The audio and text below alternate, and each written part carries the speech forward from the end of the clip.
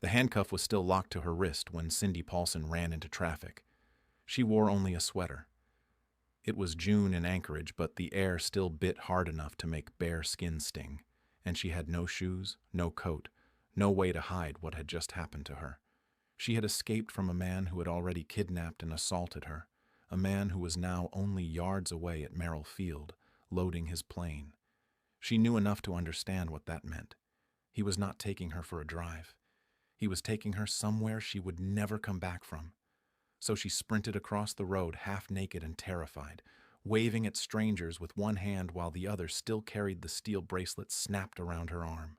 In that moment, everything came down to whether somebody would stop before Robert Hansen finished getting ready. By the time she crossed his path, Hansen had already spent years building a double life that let him disappear in plain sight. To neighbors and customers in Anchorage, he looked like a small, awkward family man who worked hard, hunted hard, and kept to himself. He owned a bakery. He had a wife and children. He had a reputation for being quiet, even shy. But under that surface, investigators would later learn, he had been stalking vulnerable women for years. He picked targets who were easy for respectable people to dismiss. Dancers, runaways, and women in prostitution, many of them young. He used guns, restraints, and the enormous emptiness of Alaska to control them. By the summer of 1983, women had vanished, bodies had been found in remote places, and police were under pressure to connect what looked like separate horrors into one pattern. Cindy Paulson entered that pattern by surviving it. Cindy was 17 years old. On June 13, 1983, Hansen approached her in Anchorage and offered her money for sex. It was the kind of offer that could blend into the background of the street, the sort of transaction men like Hansen used to get close without drawing attention. But once she got into his car, the situation changed fast. According to later accounts of the case, he produced a .357 Magnum and took control immediately. He drove her not to some quick meeting place but to his home in the Muldoon area.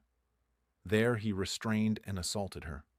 What mattered most for what came next was not only the violence inside the house, but what Hansen intended after it. Investigators later came to believe that he had a system. He took women into isolated areas, often by plane, and killed them in places so remote that their last minutes happened far from roads, witnesses, and rescue. Cindy was not at the end of the ordeal when she got into his car. She was only at the beginning. At some point after the assault, Hansen moved her again. He brought her to Merrill Field, the Anchorage airport where his private plane was kept. That detail turned her escape from horrifying to almost unimaginable.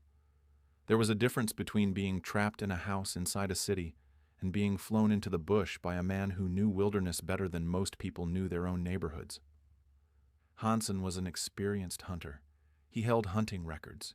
He moved easily in country where a person without supplies or shelter could disappear in a matter of hours. The women he killed were found in remote places because that remoteness was part of the method. Merrill Field was the hinge in Cindy Paulson's story, the place where the crime was about to cross over from abduction and assault into the kind of wilderness murder Hansen had committed against other women. While he prepared the plane, he left her in the car and threatened to kill her if she ran. It was the kind of threat she had every reason to believe. She ran anyway. That choice sounds simple after the fact, but it was the opposite of simple in the moment. She had been attacked. She was in shock. She was partly unclothed, handcuffed, and under the control of a man with a gun at an airport where he had already proven he could move her from one place to another. Running meant gambling that he would not catch her in seconds, that he would not shoot her in public, and that someone else would believe what he was. She made the choice in a burst, not knowing who might see her or where she could get help. She fled toward 6th Avenue. A passing driver, Robert Yunt, saw her. That was one of the decisive moments in serial killer history, not because it looked dramatic from the outside, but because so many people might have kept driving. Yunt did not. Alarmed by her condition, he stopped and took her away from the airfield. He brought her to safety, and then he called police. Even that did not end the danger. Cindy's account placed her in the worst possible position for being ignored. She was 17, traumatized, involved in prostitution, and accusing a married businessman with a respectable image. When police questioned Hansen, he denied the attack and claimed she was lying to cause trouble for him after an extortion attempt. It was a story that fit what many officers already wanted to believe. He did not look like the kind of man polite society imagined when it pictured a serial predator. He looked like someone neighbors vouched for. He had an alibi from a friend. He had a clean enough public face that her word alone was not enough to crush him immediately. That part of the story was not a side issue. It explained why men like Hansen kept operating. They chose victims who knew, even while trying to survive, that they might not be believed. Cindy had escaped him physically. Now she had to survive the possibility that the system would hand him back his cover. But there were cracks in Hansen's story almost from the start. A security guard at Merrill Field had noticed suspicious activity and recorded the license plate of Hansen's car. That put his vehicle exactly where Cindy said it had been. Police also knew there had been a rash of missing women and discovered bodies in the Anchorage area and beyond. Alaska State Trooper investigators, especially Sergeant Glenn Floth, began building a fuller picture that Anchorage police had not assembled in one piece. They had names of missing women, patterns in victim backgrounds, and the growing suspicion that one local man who loved hunting and owned a plane might be using both to commit murder. Cindy Paulson's survival did not solve the case overnight, but it gave investigators something they had never had before: a living witness who had seen the inside of Hansen's control and escaped before he could finish what he started. From there, the case tightened slowly, and then all at once. Investigators developed a behavioral profile with help from the FBI. The suspect they were looking for was thought to be an experienced hunter, socially awkward, familiar with aircraft, and likely living in or near Anchorage. Hansen fit with chilling precision. Once police secured a search warrant, they found evidence that turned suspicion into something far harder to explain away. Jewelry connected to victims was found. So was a map marked with symbols corresponding to locations where bodies had been found or were later recovered. It was not the sort of evidence a respected local baker could smooth over with a calm voice and a friendly witness. The image that emerged was not of a man who had made one violent mistake, but of a predator who had spent years refining a method and hiding it beneath ordinary life. Cindy's escape had forced that hidden life into daylight. What made her story so terrifying was how close she came to the part that other women did not survive. Hansen did not just kill.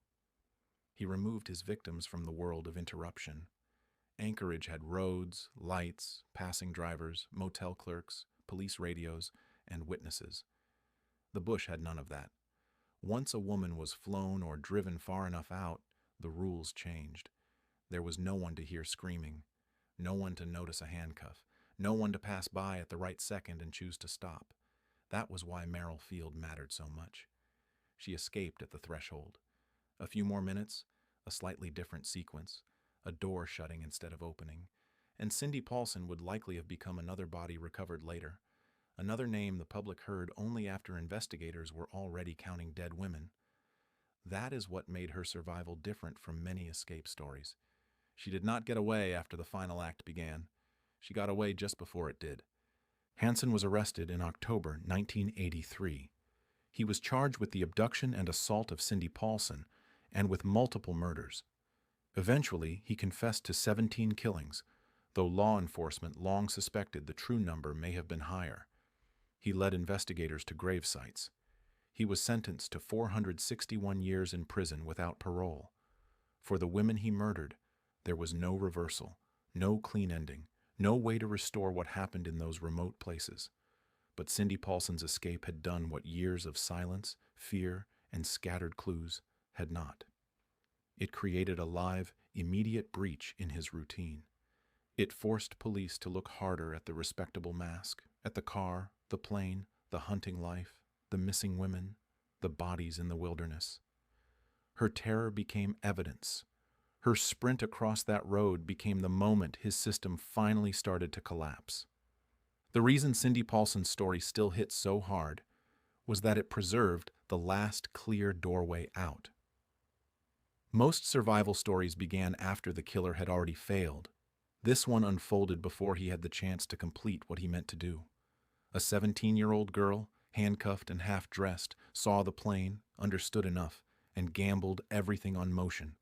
She ran from a man who had turned murder into a private ritual and escaped before the wilderness closed around her. That was not luck alone. It was nerve, speed, and the refusal to freeze when freezing might have felt easier. She made it across the road. She found a stranger who stopped. She lived long enough to be heard, even when not everyone wanted to listen.